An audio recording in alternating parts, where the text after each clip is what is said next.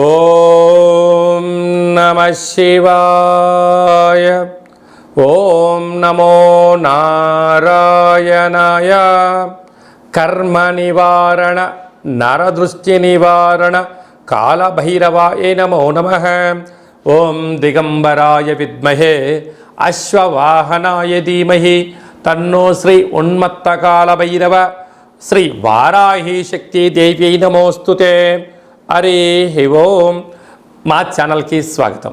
చూస్తున్న వీక్షకులకు ప్రేక్షకులకు ప్రియ కాళభైరవ భగవద్బంధులకి స్వాగతం పలుకుతూ మమ్మల్ని ఎంతగానో ఆదరిస్తూ ఉండబడినటువంటి ప్రియ సోదర సోదరీమణులకు స్వాగతం పలుకుతూ అందరిపైనను శ్రీ ఉన్మత్త కాళభైరవ స్వారికి ఆశీస్సులను కోరుకుంటూ ఎవరి గృహంలో కూడా కలతలు లేకుండా అష్ట కష్టాలు లేకుండా అష్ట ఐశ్వర్య ప్రాప్తిని కలిగించాలని కోరుకుంటూ వారు విద్యార్థులైతే విద్యార్థులు విద్య, ఉద్యోగస్తులైతే ధనము, వ్యాపారస్తులైతే వ్యాపార ఆకర్షణ కలిగి అన్నింటా విజయం సాధించాలని ప్రార్థన చేస్తూ కాళభైరవ స్వామి వారిని ఆశీర్వదించమని మనసారా కోరుకుందాం. 1వ తారీఖు 7వ నెల 2024 నుండి 15/7/2024 వరకు పుట్టినటువంటి వారందరికీ కూడా ముందస్తుగా జన్మదిన శుభాకాంక్షలు. గతంలో వివాహం చేసుకున్న వారికి వివాహ వార్షికోత్సవ శుభాకాంక్షలు. ద్వాదశ రాశుల్లో గ్రహ గమనాన్ని ఒకసారి వీక్షింపచేద్దాం. మేషరాశిలో కుజ భగవానుడు స్వక్షేత్ర సంచార స్థితి, వృషభ రాశిలో దేవగురు బృహస్పతి సంచార స్థితి, మిథున రాశిలో రవి శుక్ర సంచార స్థితి, కర్కాటక రాశిలో బుధ సంచార స్థితి, కన్యరాశిలో కేతు సంచార స్థితి, కుంభరాశిలో శని భగవానుడు స్వక్షేత్ర సంచార స్థితి, మీనరాశిలో రాహు సంచార స్థితితో ద్వాదశ రాశుల్లో గ్రహ గమనాలు ఈ విధంగా ఉన్నాయి.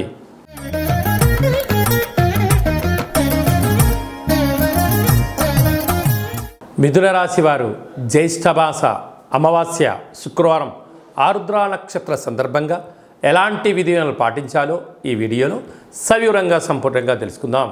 మిథున రాశిలో ఏ నక్షత్రాలు వస్తాయనగా మృగశిర నక్షత్రంలోని 3వ పాదం, 4వ పాదం, ఆర్ద్ర నక్షత్రంలోని 4 పాదాలు, పునర్వసు నక్షత్రంలోని 1, 2, 3 పాదం కలిపితే మిథున రాశి.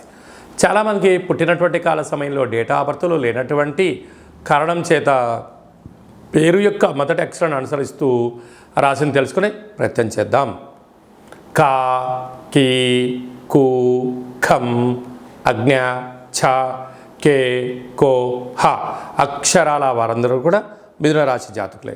మిథున రాశి యొక్క అధిపతి బుధ భగవానుడు. వీరికి రాశిలోనే ఏడాది తర్వాత రవి భగవానుడు మిథున రాశిలో సంచారం చేయడం, అక్కడే శుక్రుడితో కలిసి ఉండడం వలన వృత్తులు, ఉద్యోగాలు, వ్యాపారస్తులు స్వయం నిర్ణయం, స్వయం కార్యక్రమాల్లో ఆచితూచి నిర్ణయం తీసుకోవడం ఉత్తమోత్తమం.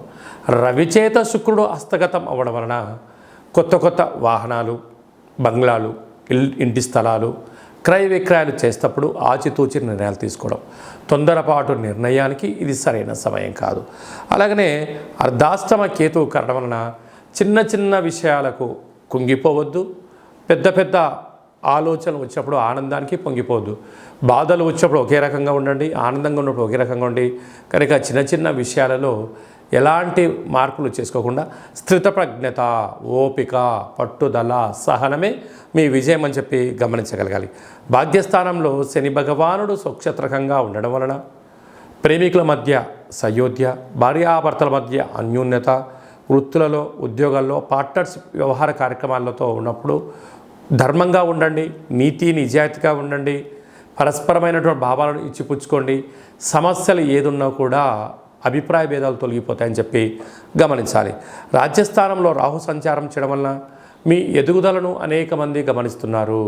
మీ వెంట ఉండబడిన వారు, మీ రూపాయి ఎవరైతే బాగా తింటున్నారో మిమ్మల్ని దగ్గర నుంచి ప్రతి విషయాన్ని అబ్జర్వేషన్ చేస్తున్నారు. మీరు ఎక్కడైనా తప్పులు చేస్తారా, అక్కడ దానిని పట్టుకొని మిమ్మల్ని సతాయించాలి అని కొందరు ఎదురు చూస్తున్నారు.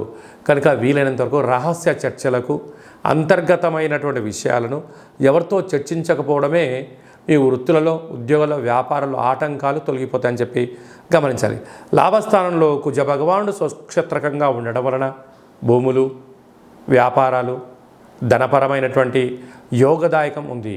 వ్యయంలో దేవగురు బృహస్పతి ఉండటం వలన ఆధ్యాత్మికమైనటువంటి తీర్థయాత్రలు, దానము, ధర్మము, మెడిటేషన్, యోగా అలాంటి కార్యక్రమాలు చేసుకోవడం వలన మనశ్శాంతి కలిగి మీరు అనుకుంటున్న విజయానికి చాలా దగ్గర అవుతారు. కనుక శుక్రవారం ఆరుద్ర నక్షత్రం జ్యేష్ఠమాస అమావాస్య రావడం వలన కళవు వెంకటనాయక అనగా వెంకటేశ్వర స్వామివారికి ఒక తులసిమాలను సమర్పించడం, లక్ష్మీదేవి అమ్మవారికి పాలతో అభిషేకం చేసుకోవడం, కాళభైరవ స్వామికి ఆశీస్సుల కోసం కూష్మాండ దీపం పెట్టుకోవడం, అలాగనే ఒక సౌభాగ్య ముడుపు కట్టడం వలన అష్ట కష్టాలన్నీ తొలగిపోయి ప్రశాంత వాతావరణం ఏర్పాటు చేసుకొని శత్రువులు లేనటువంటి జీవితాన్ని పొందుతారు అని చెప్పడంలో ఏమాత్రం సందేహం లేదు. కనుక వ్యవసాయ సోదరీమణులు, గృహ భవన నిర్మాణ కార్యక్రమం చేసేటువంటి వారు, సాఫ్ట్వేర్ ఉద్యోగస్తులు, స్వయం వృత్తులు, రెస్టారెంట్ నడిపించే వారందరికీ కూడా ఓపిక పట్టుదల వలన విజయం మీ సొంతం కాబోతుందని చెప్పి గమనించాలి. ఈ వీడియో మీకు నచ్చితే ఇలాంటి మరిన్ని వీడియోల కోసం మా ఛానల్ని సబ్స్క్రైబ్ చేయండి, లైక్ చేయండి, కామెంట్ చేయండి, షేర్ చేయండి. Thank you.